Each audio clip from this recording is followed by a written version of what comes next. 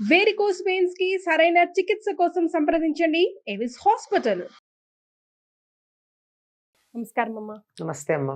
మా ఎక్కడ చూసినా ఎక్కడ విన్నా ఎప్పటిదాకా కార్తీక మాసాన్ని ఎలా సద్వినియోగం చేసుకోవాలి, దీపారాధన ఎలా చేయాలి, శివారాధన ఎలా చేయాలి, కార్తీక దామోదర ఆరాధన ఎలా చేయాలి, ఇట్లాగా రకరకాలుగా చెప్పారు. కానీ అసలు కార్తీక మాసానికి ముగింపు ఎలా పలకాలి, ఇది నేను అడుగుతున్నా. మంచి వ్యాలిడ్ క్వశ్చన్ అమ్మా ఇది. ఎందుకంటే మీకు ఎక్కడా కూడా కార్తీక మాసంలో ఎప్పుడేం చేయాలన్నీ చెప్తూ ఉంటారు. స్నానాలు, దానాలు, దీపాలు, మళ్ళీ ఉపవాసాలు, దాంతోపాటుగా క్షీరాబ్ది ద్వాదశి, ఇవన్నీ ఉత్థాన ఏకాదశి, ఇవన్నీ చెప్తారు. కానీ తర్వాత ఏమిటో ఏ రోజులు మనకు ప్రత్యేకంగా ఉన్నట్టుండవు. కానీ కృష్ణపక్షంలో చివరి 3 రోజుల్ని గోత్రిరాత్ర వ్రతం అంటారు. ఆ ద్వాదశిని గోవత్సద ద్వాదశి అంటారు. గోవత్సద ద్వాదశి అంటే ఆవు దూడతో ఉన్న ఆవుకు సంబంధించిన సేవ చేసేది. గోత్రిరాత్ర వ్రతం, 3 రాత్రులు గోవుని సేవించుకునే వ్రతం ఒకటి. ఇవన్నీ ఒక ఎత్తు అయితే, ఇదంతా కూడా మనం ఇంతకుముందు ఒకసారి అనుకున్నాం. ఏమని? ఉత్తర దేశంలో కార్తీక మాసం ముందు మొదలవుతుంది మనకన్నా, అన్ని మాసాలు అంతే. అట్లా అయినప్పుడు మరి మనకి కదా కార్తీక మాసం అమావాస్య దాకా ఉండేది. అందువల్ల మన వాళ్ళే ఒక ముగింపుకు ఒక వ్రతం పెట్టేశారు. మంచి వ్రతం ఇది. అమావాస్య నాడు కానీ ఆ మర్నాడు కానీ చేస్తారు. పోలిని స్వర్గానికి పంపించటం. పోలి మంచి కథ కూడా ఉంటుంది కదా. కథ ఉందమ్మా. పోలిని స్వర్గానికి పంపేటటువంటి కథ. అంటే కార్తీక మాసం అంతా రోజు దీపాలు పెట్టాం, మర్నాడు కూడా పెట్టాలనిపిస్తుంది, లేకపోతే బోసిగా అనిపిస్తుంది, అయ్యో అని అనిపిస్తుంది. అట్లా కాకుండా ఆ మర్నాడు ఈ దీపాలను నీళ్లలో వదిలేస్తారు. తెల్లవారుజామున ఆ దీపం పెట్టి ఆ దీపాలన్నింటినీ గోదావరిలో వదలడం మనకి ఎక్కువ కనపడుతుంది. ఎందుకు గోదావరిలోనే వదిలినట్టుగా ఇక్కడ కనపడుతుందంటే, ఈ కథ జరిగిందంతా కూడా గోదావరి తీరంలో, నదీ తీరాల్లోనే ఆల్మోస్ట్ జరుగుతాయి. మా కథలే కాదమ్మా, మానవ సంస్కృతి వెళ్ళి విరిసిందే నదీ తీరాల్లో. ఎందుకంటే తాగడానికిను స్నానం చేయడానికి రెండింటికి నీళ్లు అందుబాటులో ఉన్న చోట ఉండేవాళ్ళు. వాళ్ళు ఎక్కడో ఉండి ఇక్కడి నుంచి గొట్టాల ద్వారా అంత దూరం పంపించుకునే కన్నా నదికి దగ్గరగా ఉంటే ఏమిటి? అదే మనకు పద్యం కూడా ఉంది కదా, అప్పిచ్చువాడు వైద్యుడు ఎప్పుడు ఎడ తెగక పారు ఏరును ద్విజుడును చొప్పడిన యూర నుండు చొప్పడకున్నట్టు యూర జొరపము సుమతి అని. అంటే ఎప్పుడు ఎడతెగక పారు ఏరు, అడ్డు ఆపు లేకుండా చక్కగా ప్రవహించేటటువంటి ఏరు దగ్గర ఉంటాం. అంచేత నదీ తీరాల్లోనే ఉంది. నాగరికతలు అన్ని దేశాలు చూసినా కానీ నైల్ నదీ నాగరికత ఏది చూసినా నదీ తీరాల్లోనే ఉంటాయి. ఎందుకంటే సుభిక్షంగా ఉంటాయి. వ్యవసాయం చేసినా నీళ్లు ఉంటాయి. ఒకవేళ వ్యవసాయం చేయకపోతే కూడా వాటంతటా పడి పెరిగినటువంటి పళ్ళ చెట్లు ఉంటాయి, ఏదైనా సరే. అందుకని ఆ నది కూడా గోదావరి తీరం. మిగిలిన చోట్ల ఎక్కడ వేరే కథల్లో ఇట్లా గోదావరి గురించినటువంటి మాట ఉండదు. ఈ గోదావరి తీరంలో ఒక చాకలి ఉంది. ఆ చాకలికి 5 కోడళ్ళు. 4 కోడళ్ళని బాగానే ముద్దుగా చూసుకుంది, 5వ కోడల్ని ఎందుకో దూరంగా పెట్టింది. ఈ చూసుకోవడం ఎట్లా అంటే, తెల్లవారుజామున కార్తీక మాసంలో నదీ స్నానానికి వెడుతూ 4 కోడళ్ళని తీసుకెళ్లేది, 5వ కోడల్ని తీసుకెళ్లేది కాదు. అలాగే వాళ్ళంతా దీపాలు పెట్టుకునేవారు, ఈ అమ్మాయిని దీపాలు పెట్టుకునే అవకాశం ఇచ్చేది కాదు. కంప్లీట్గా అవాయిడ్ చేసేసేది. చాలా బాధపడింది అమ్మాయి. నన్ను ఎందుకు వదిలేస్తున్నారు, వాళ్ళందరికీ పుణ్యం వస్తుంది, నాకు పుణ్యం లేదు అని అనుకుంటూ ఉంటే ఆ అమ్మాయికి ఆలోచన వచ్చి వాళ్ళు గోదావరి స్నానానికి వెళ్ళగానే బావి నీళ్ళతో స్నానం చేసేది. మరి అత్తగారికి తెలియకూడదు కనుక పెరట్లో ఉన్న పత్తి చెట్టు నుంచి జాలిపడిన పత్తి తీసి దాన్ని ఇలా చేత్తో నలిపి మజ్జిగ చేసిన కవ్వం ఉంటుంది, చల్లకవ్వానికి దాచేది.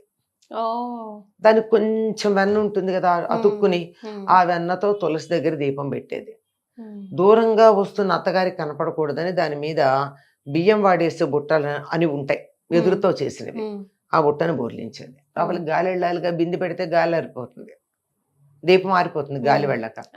కనుక అలా పెట్టి అంతగా కార్తీక మాసాన్ని తనకు ఉన్నంతలో పాటించింది అమ్మాయి, భక్తితో వచ్చేసింది. ఆఖరి రోజు వచ్చింది, కార్తీక మాసం అయిపోయింది. మర్నాడు వీళ్ళంతా గోదావరికి వెళ్ళి నదిలో నీళ్లు వదులుతున్నారు. ఈ అమ్మాయి ఇక్కడే ఉంది యథాప్రకారంగా చేస్తూ. సాక్షాత్తు దేవదూతలు వచ్చారు ఆవిడని తీసుకెళ్ళడానికి.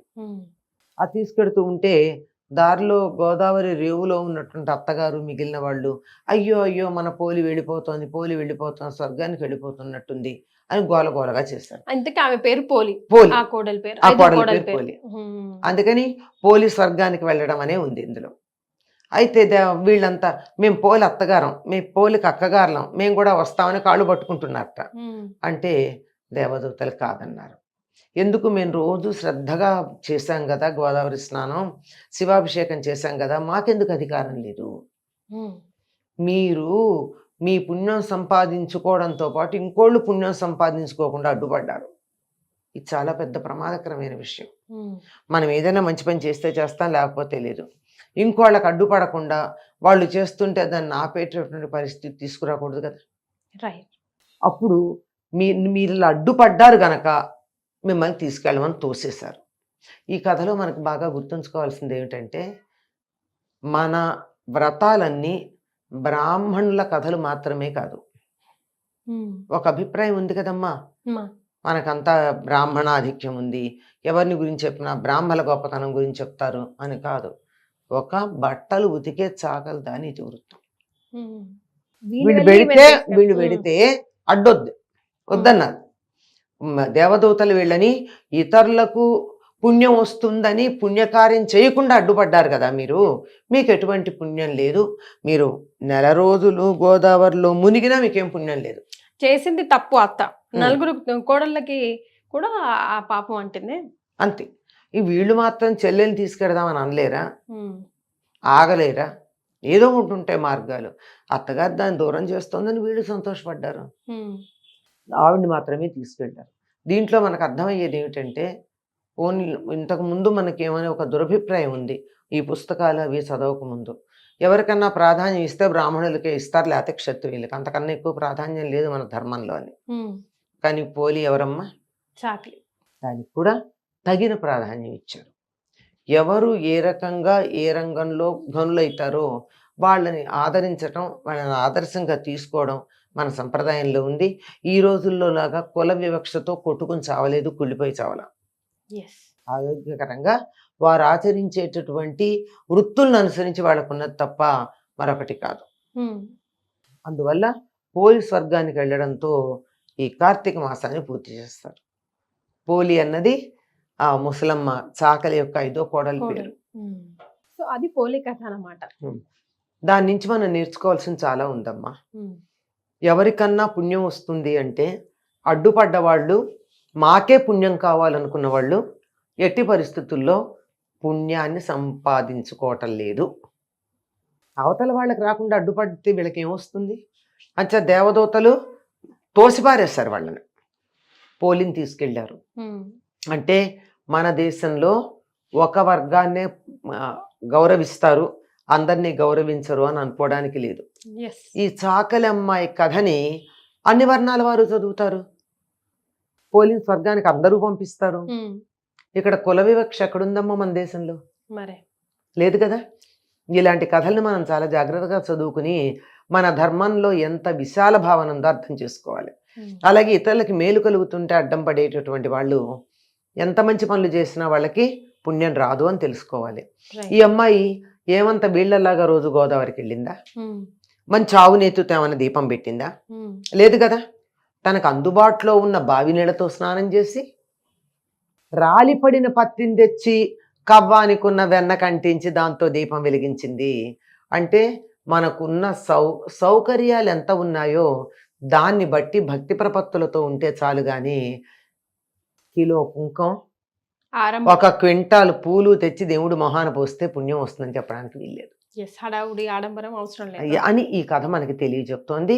ఇది కార్తీక మాసంలో చిట్ట చివర అయిపోయిన నాడు చేసేటటువంటిది.